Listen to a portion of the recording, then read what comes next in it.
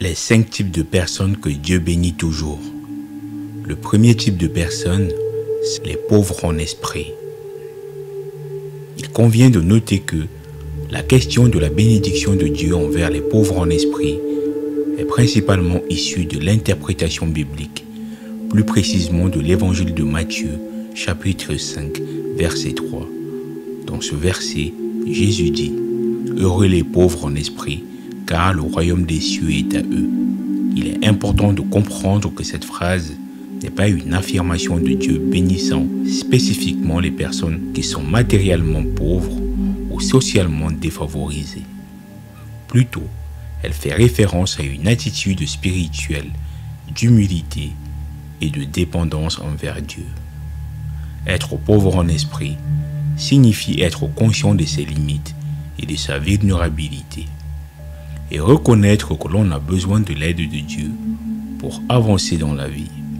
Cette attitude est considérée comme étant essentielle pour entrer dans le royaume des cieux, c'est-à-dire pour atteindre la vie éternelle dans la perspective chrétienne. Ainsi, la bénédiction que Dieu accorde aux hommes et aux pauvres en esprit ne se limite pas à la richesse matérielle ou à un statut social, mais plutôt à une perspective spirituelle et à une dépendance envers lui. Cette attitude peut être adoptée par n'importe qui, quel que soit son niveau de richesse ou son statut social. En d'autres termes, être pauvre en esprit ne reflète pas la pauvreté matérielle ou sociale, mais plutôt une attitude humble et dépendante envers l'univers. Cela signifie reconnaître que nous avons besoin de l'aide de Dieu dans notre vie et que nous ne pouvons pas tout accomplir par nous-mêmes. Cette attitude permet une plus grande ouverture à la grâce et peut conduire à des bénédictions spirituelles telles que la paix intérieure, la sagesse, la croissance spirituelle et le salut éternel. Il y a une histoire connue dans la culture bouddhiste qui illustre l'importance d'être pauvre en esprit. Elle raconte l'histoire d'un disciple qui demande à son maître comment atteindre l'illumination. Le maître demande alors au disciple de remplir une tasse avec de l'eau. Le disciple obéit, mais remarque que le maître continue à verser de l'eau dans la tasse jusqu'à ce que l'eau déborde. Le maître demande ensuite « Comment peux-tu remplir la tasse si elle est déjà pleine ?» Le disciple réalise alors que pour atteindre l'illumination, il doit d'abord vider son esprit et toutes les pensées et les idées préconçues qui l'occupent.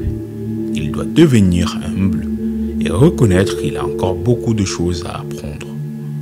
Cette histoire souligne l'importance d'être ouvert et réceptif à de nouvelles idées et perspectives et de ne pas se laisser encombrer par ses propres connaissances et croyances en étant pauvre en esprit, c'est-à-dire en étant conscient de ses limites, en cherchant toujours à apprendre à grandir.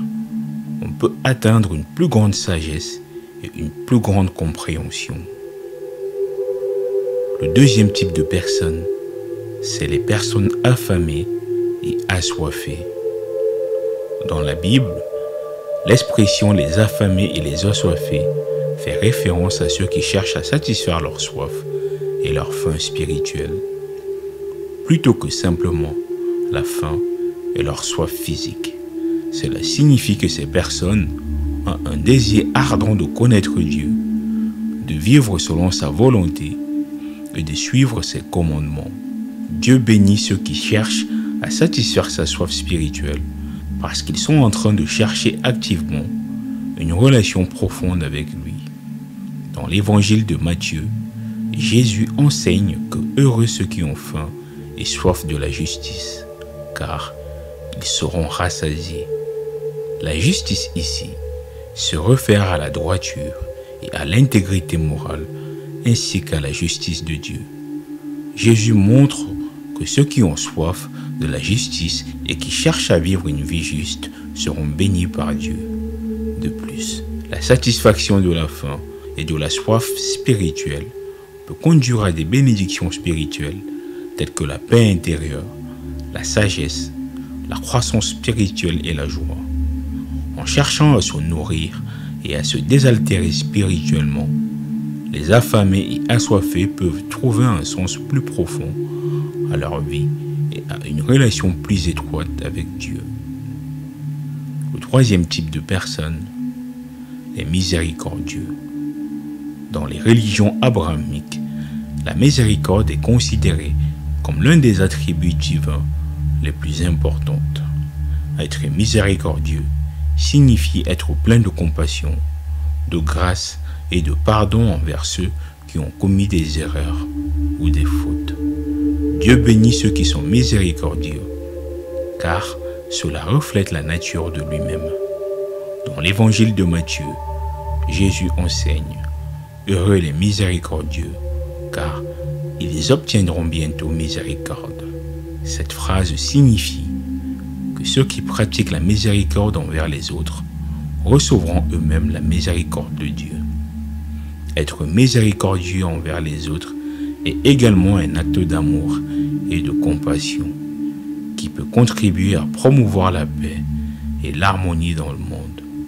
La miséricorde est souvent associée à la compassion et à la générosité. Ceux-ci sont des valeurs qui se manifestent par des actes de charité et d'aide aux autres. Les personnes qui sont miséricordieuses envers les autres sont souvent appréciées et respectées pour leur bonté et leur compassion. Ensemble, Dieu bénit ceux qui sont miséricordieux, car cela reflète la nature de Dieu lui-même, et parce que la pratique de la miséricorde peut conduire à la paix, à l'harmonie et la bonté dans le monde. Le quatrième type de personnes, les artisans de la paix. Heureux les artisans de la paix, car ils seront appelés fils de Dieu. Les artisans de la paix sont bénis par Dieu, car ils cherchent à promouvoir la paix et l'harmonie dans le monde. Être artisan de la paix signifie chercher à résoudre les conflits et à promouvoir la réconciliation entre les parties en conflit. Cela peut inclure les efforts pour réduire les tensions entre les nations, les communautés ou les familles. Les artisans de la paix sont des personnes qui sont prêtes à écouter les autres et à comprendre leurs perspectives et à travailler ensemble pour trouver les solutions pacifiques aux problèmes. Dieu bénit les artisans de la paix parce que la paix est une valeur très importante dans les religions abrahamiques et la paix dans ces religions est souvent associée à la volonté de Dieu. En outre, promouvoir la paix dans le monde peut aider à réduire la violence, la souffrance et les injustices sociales, ce qui peut conduire à une meilleure qualité de vie pour les gens. Le cinquième type de personnes, c'est les persécutés et les calomniés. Heureux ceux qui sont persécutés pour la justice, car le royaume des cieux est à eux. Les persécutés et les calomniés sont bénis par Dieu, car ils font l'objet d'injustice et de persécution pour leur foi et leurs actions justes. Personnes persécutées et calomniées peuvent être considérées comme des martyrs pour leur foi et leur engagement envers la justice. Être persécuté signifie être victime d'injustice, de discrimination ou de violence pour les raisons religieuses, politiques et sociales. Être calomnié signifie être faussement accusé et diffamé pour des raisons similaires. Dieu bénit les persécutés et les calomniés, car cela reflète la persécution que Jésus lui-même a subie pendant sa vie sur terre. Injustement accusé et mis à mort pour sa foi et son engagement envers la justice. Les personnes persécutées et calomniées sont donc considérées comme faisant partie de la communauté des croyants et sont donc bénies par Dieu. En outre, les personnes persécutées et calomniées sont souvent des personnes courageuses et résilientes qui défendent leurs convictions malgré les conséquences. Leur exemple peut inspirer les autres à suivre leur propre chemin de foi et de justice. Il y a une histoire populaire au Japon sur un samouraï nommé Musashi Miyamoto. qui était un guerrier réputé pour sa grande habileté au combat. Un jour, Musashi se trouvait sur la route lorsqu'il rencontra un moine mendiant qui avait été chassé d'un temple voisin pour avoir été accusé à tort de vol. Le moine était en train de mendier de la nourriture et de l'eau, mais personne ne lui offrait en raison de sa réputation. Musashi s'approcha du moine et demanda ce qui n'allait pas. Le moine expliqua sa situation et comment il avait été faussement accusé.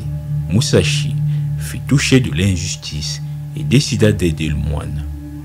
Musashi prit la décision de se rendre au temple et de demander une audience avec les moines responsables de l'expulsion du mendiant. Il demanda alors la pièce la plus précieuse du temple, un vase en argile unique en son genre, et demanda à ce que l'on le lui prête pour un instant. Les moines se méfièrent de Musashi, mais finirent par accepter sa requête.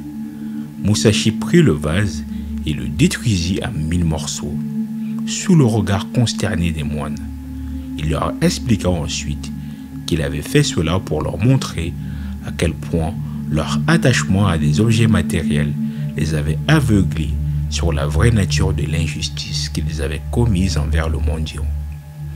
Musashi leur rappela les valeurs de l'empathie, de la miséricorde et de la compassion, et leur demanda de réfléchir sur leur propre comportement envers les autres. En fin de compte, les moines réalisèrent leurs erreurs et acceptèrent de réintégrer le mendiant dans le temple. Musashi avait utilisé sa sagesse et son habileté pour promouvoir la justice et la paix, et ainsi est devenu une figure respectée pour son courage et sa bonté d'âme.